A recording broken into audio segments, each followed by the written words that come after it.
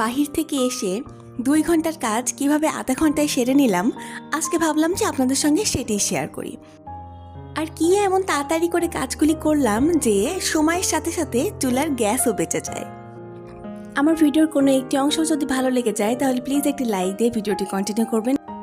আর যদি খুব বেশি ভালো লেগে যায় তাহলে আমার চ্যানেলটি সাবস্ক্রাইব করে আমার পাশে থাকতে পারেন।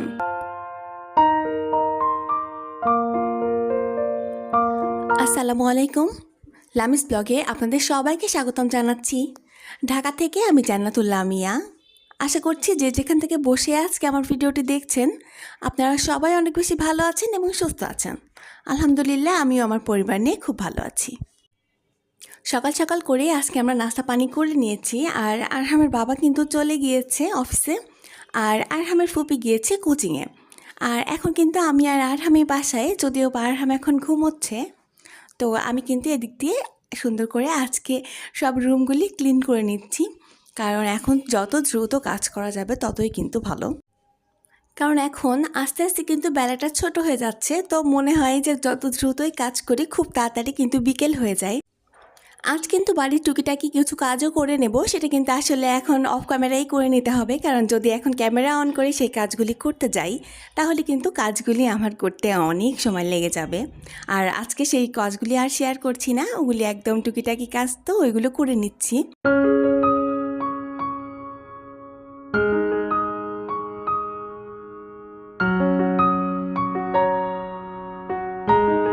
এই ভিডিওটুকু কিন্তু আজকের না, এটা কিন্তু ওই যে গতদিন আমরা যে শপিংয়ে গিয়েছিলাম তখন কিন্তু আমরা সেলরও গিয়েছিলাম। তো এইটুকু যদি আমি জুড়ে দিতাম ওই ভিডিওর সঙ্গে তাহলে অনেক বড় ভিডিও হয়ে যেত। তো এই কারণে আর তখন আর এই ভিডিওটুকু দেইনি। তো সেলরের যখন সেল চলছিল ওইটা লাস্ট ডেট ছিল, তো মানুষ মনে হচ্ছিল যে পাগল হয়ে গিয়েছে, যে এটা ছেড়ে ওটা নেবে না কোনটা নেবে, পাগল হয়ে গেছে।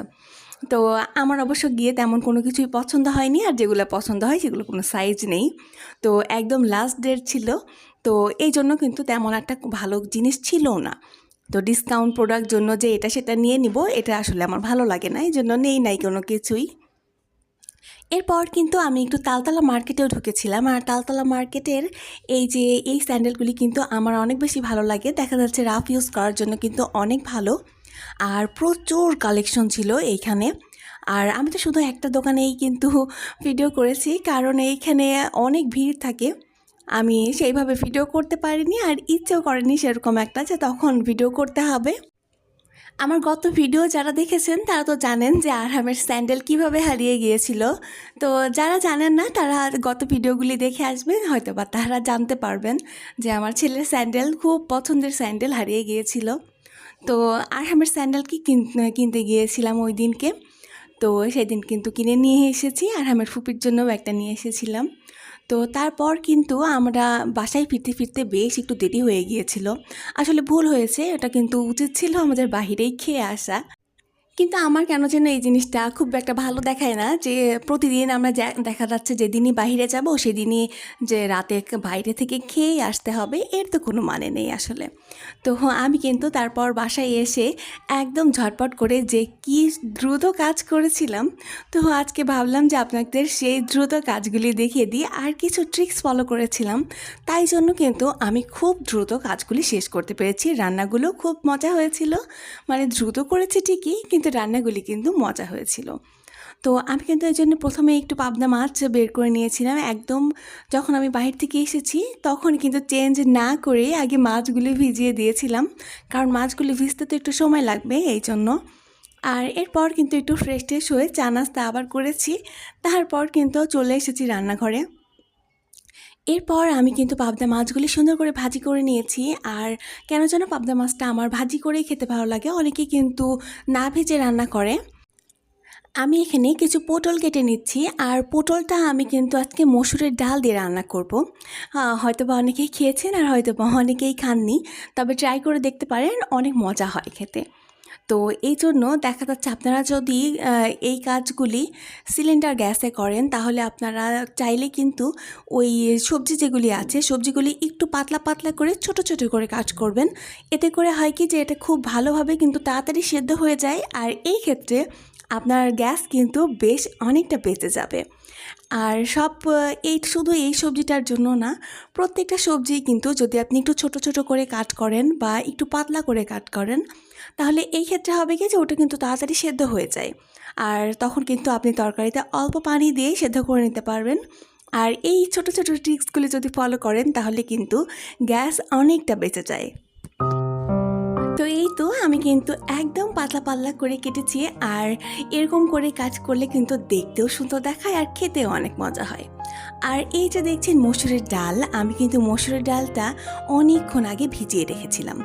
আর আপনি যদি মসুরের ডাল বা যে কোনো ডাল যদি রান্না করার আগে বেশ অনেকক্ষণ আগে, দেখা যাচ্ছে 15-20 মিনিট আগেও যদি আপনি ভিজিয়ে রাখেন, সেই ডালটা কিন্তু সেদ্ধ হতে একটু কম সময় নেয়, কারণ অলরেডি ওটা কিন্তু একটু ফুলে যায় আর একটু নরম হয়ে আসে। তো এই ছোট ছোট ট্রিক্সগুলি কিন্তু আমাদের সংসারে অনেক বেশি প্রয়োজনীয় কিছু টিপস।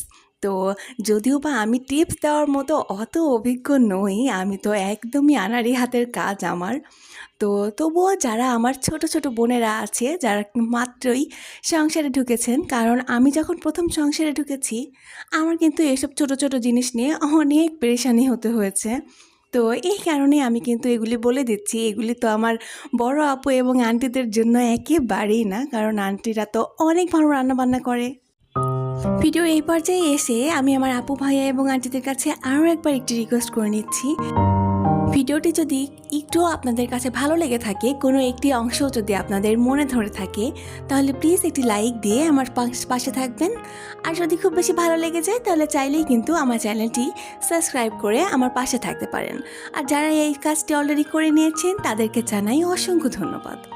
আপনি যদি এই জাতীয় লাইফস্টাইল ব্লগগুলি পছন্দ করেন তাহলে কিন্তু চাইলেই আমার চ্যানেলে ভিজিট করে আসতে পারেন। সেখানে এই জাতীয় কিছু ভিডিও রয়েছে, হয়তোবা আপনার ভালো লেগে যেতে পারে।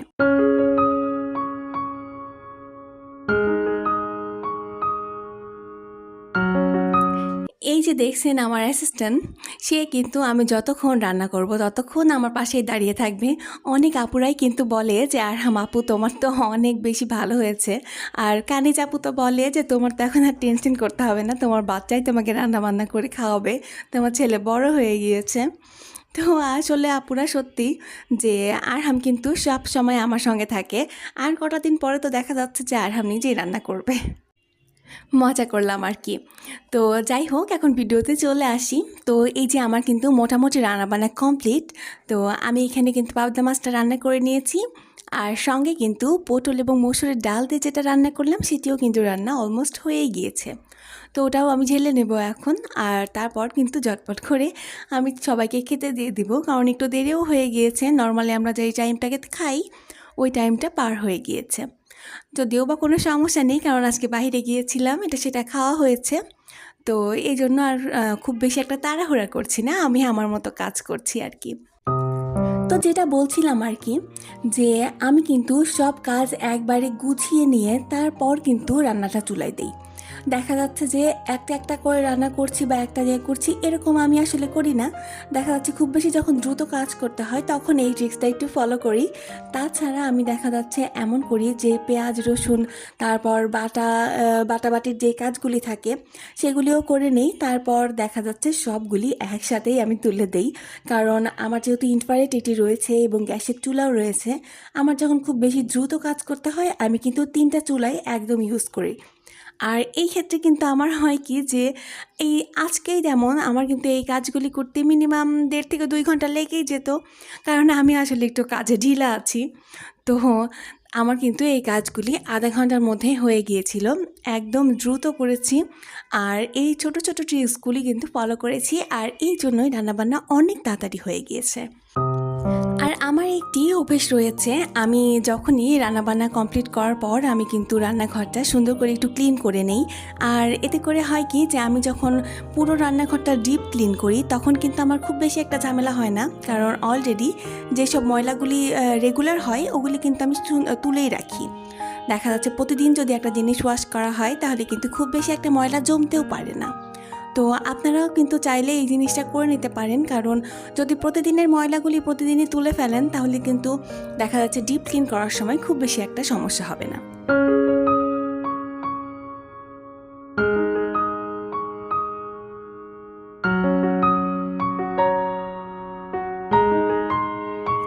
যখন ভিডিও করি তখন কিন্তু বেশিরভাগ রান্নাই আমি ইনফ্রারেটেই করি, কারণ আমার গ্যাসের চুলাটার ওইখানে কেন যেন ভিডিওটা আমার মনে হয় যে ভালো আসে না।